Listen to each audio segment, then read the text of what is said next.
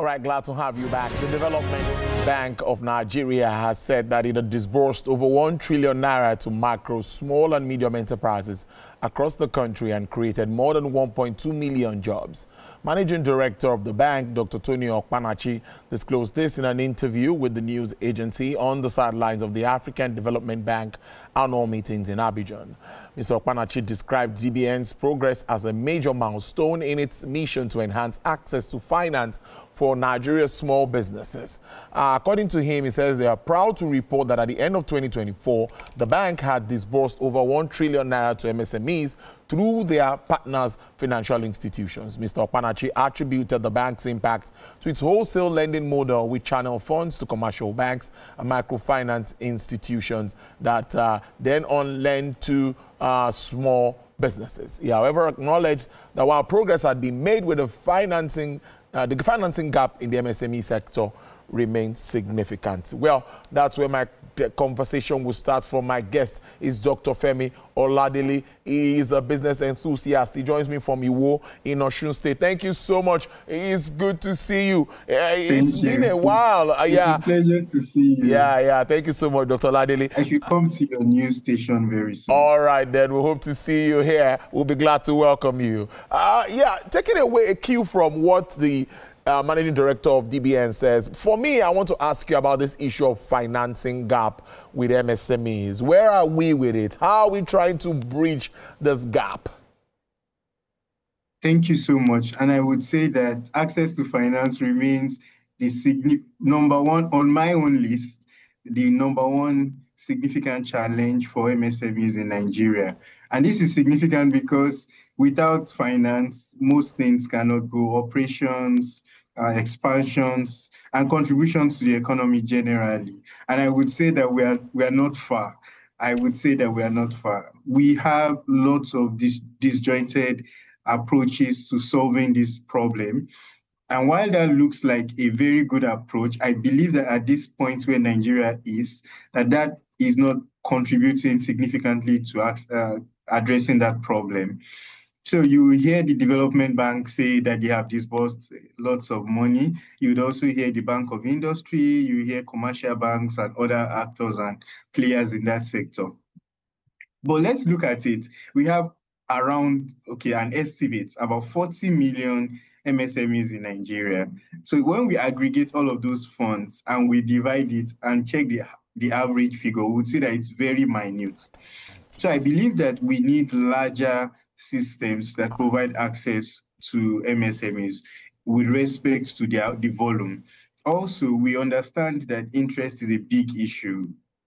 We cannot expect MSMEs. I usually give this analogy that if I take a bank facility or generally a facility at anything above 30%, if it's a 1 million facility, what it means is that I have to turn around that money to at least 2.5 million to be able to pay back my loan and also continue into the future, because there are other costs associated aside the finance cost. And so I don't think that we have done so much.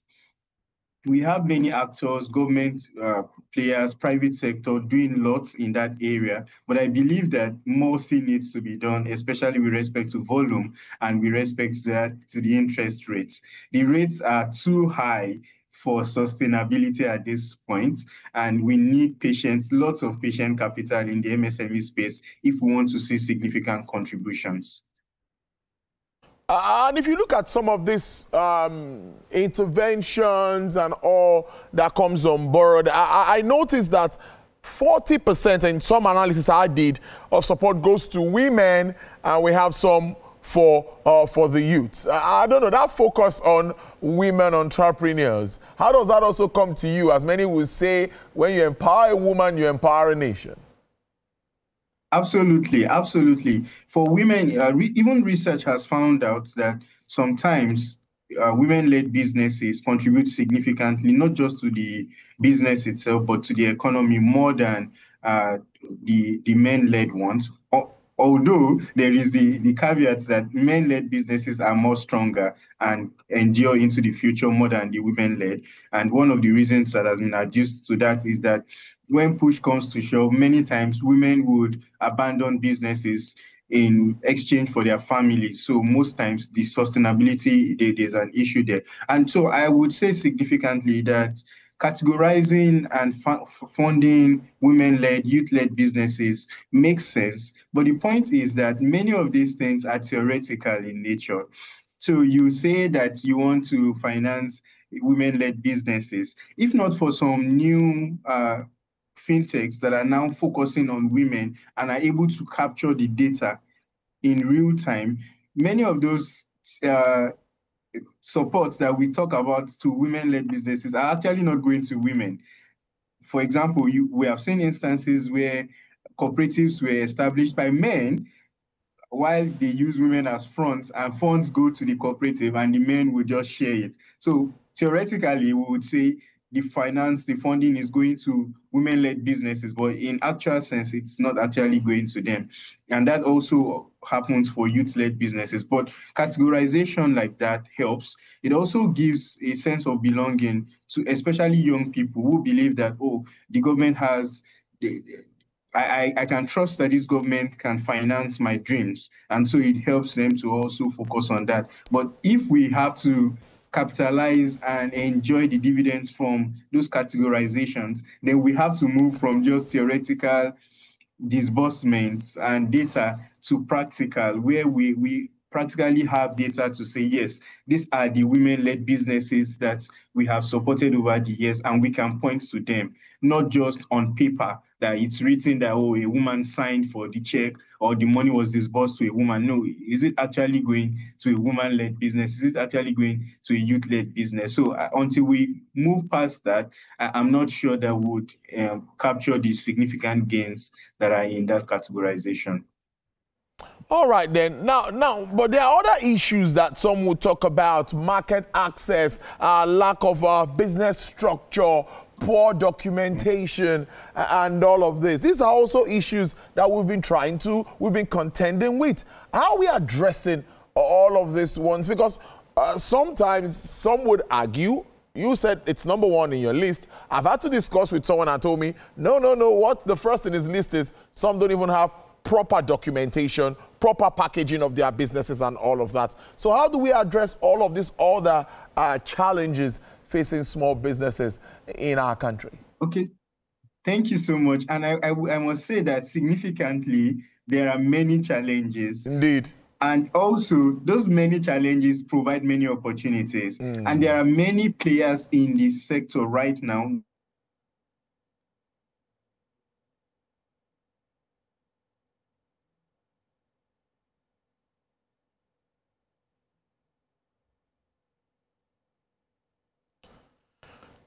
All right, there's some network challenges there with Dr. Ladili. I'm sure we'll be able to connect back with him. Dr. Femi, are you back?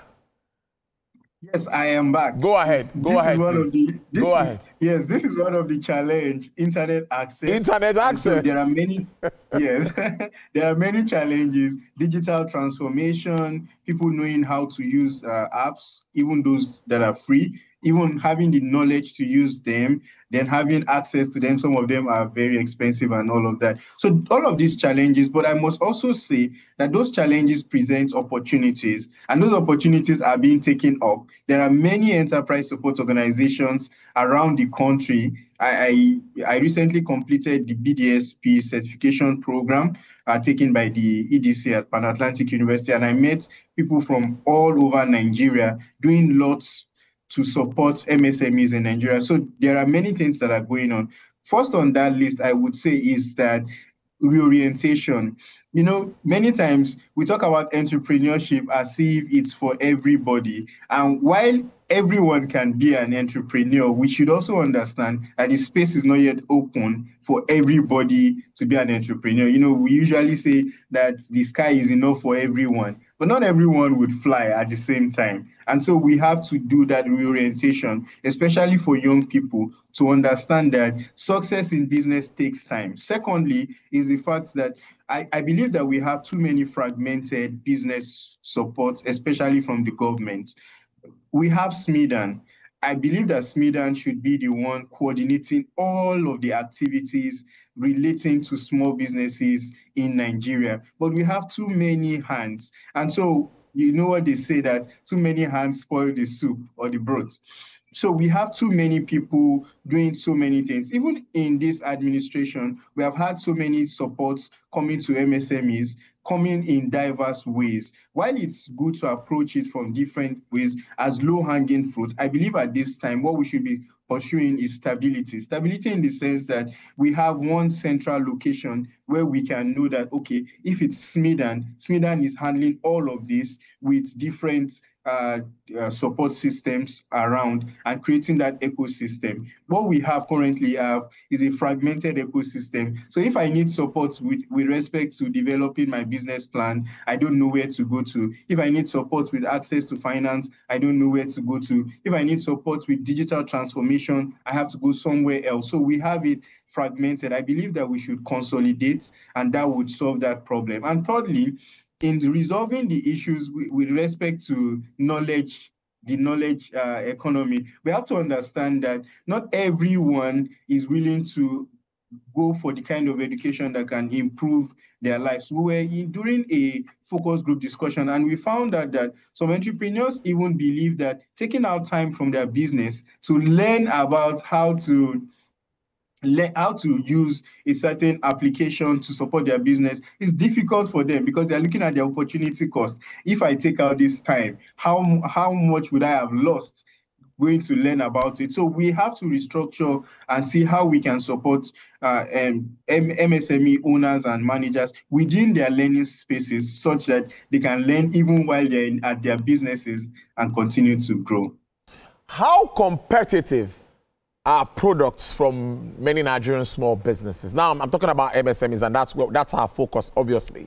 How competitive? You've gone around, you've seen production, small scale, and all of that.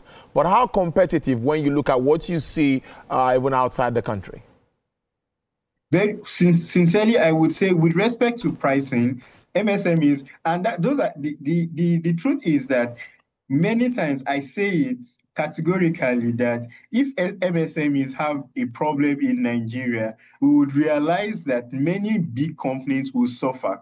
The reason why you see many big companies able to say, oh, we made certain profit is because of the products and offerings of MSMEs. So let's take logistics, for example. When you want to move timber from one place to another, to maybe LifeMates or BedMates, the big ones, they would use MSMEs to move their logs.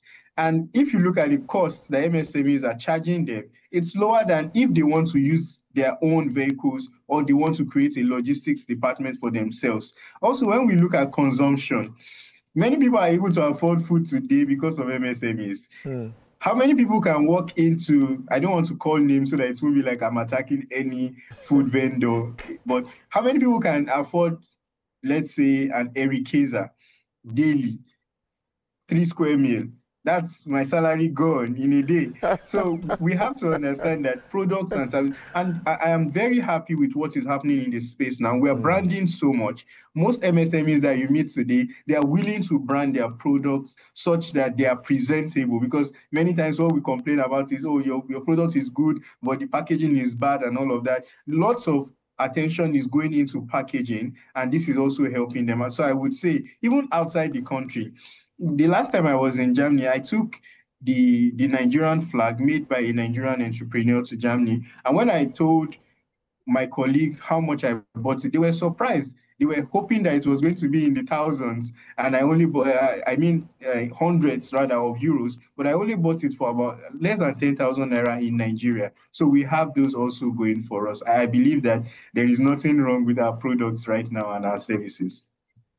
That's a good one. That's a very good one. I'm also excited. Proudly Nigerian. Even at this time where we are talking about Nigeria first policy, trying to push what comes from our country, I think it's a time where we need to wake up call for all our products to meet up with standards. But let's look ahead. If you were to advise, what do you think should be done more to encourage more people to get into the MSME space? Because I also agree to that fact that they are the ones that can create the jobs. How many people can the government employ? How many people can state, federal government employ?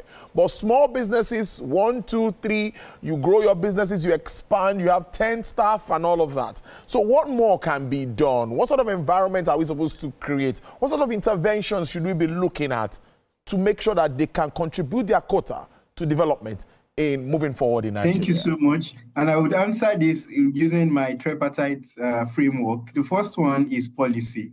We still need some revisions to some policy. Thanks to the tax policy that is currently being handled, I believe that that would significantly address some of the issues that we have. Also, we need policy reforms with respect to rights, copyright protection, IP, intellectual property rights protection, and all of those. We also need significant revisions to policy with respect to usage.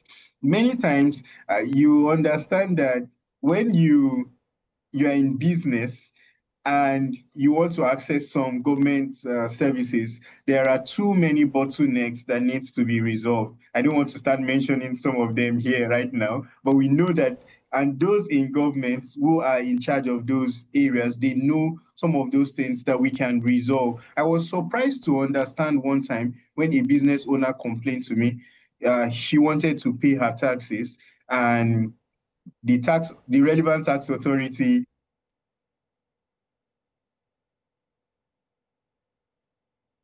Oh, not again.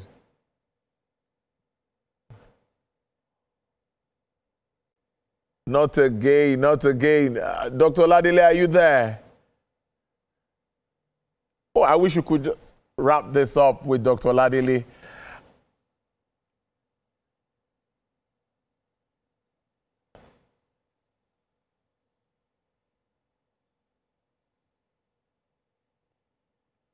All right, Dr. Oladele, are you there? Oh, I think connection with Dr. Oladele, yeah, it's not as expected, but I would have loved us to end that conversation. You know, he was trying to give an example of someone that was trying to, I think, pay taxes or something for his business, his or her business, and a bit of challenge in carrying out that process. All right, I must thank you so much, Dr. Femi Oladele. He's a friend of the house, he's a business enthusiast, speaking there around MSME development in Nigeria. Thank you so much. We'll have... oh, Dr. Oladele, are you there? Can you hear me? Yes, I can hear you. Please make that point. Just make that point as you wrap this up, please. Okay, so I mentioned policy in the areas of... Yeah, you said the person was trying to pay taxes and all of that. Yes. Yes, and also in the areas of practice, what we need to do is to build the skill of entrepreneurs to practice their enterprise. Okay. It's not just something you jump into, and I used to call it business of make I see something chop. We have to go beyond just the business of make I see something chop to a business that actually makes impact in the lives of people. And thirdly is the area of research. We have to encourage researchers to develop applications, to develop services that entrepreneurs can now test in the market. What we are seeing is that entrepreneurs who should be focusing on implementing research results are also doing research. There should be entrepreneurial researchers who do the tests in the labs, wherever, in the markets, do the research, bring out those results, then entrepreneurs will now implement. I think that that's one way we can go. Else, we would be shorting ourselves. And that's why many businesses are dying, because they are trying to test in the live market what should have been tested and the results only implemented. Thank you so much. Mr. Femi Oladele, business enthusiast, thank you so much for your time on the show. As always, interesting conversation with you. Do enjoy the rest of your day and be good. We'll see you very soon in Lagos. Yes, thank you so much. All right.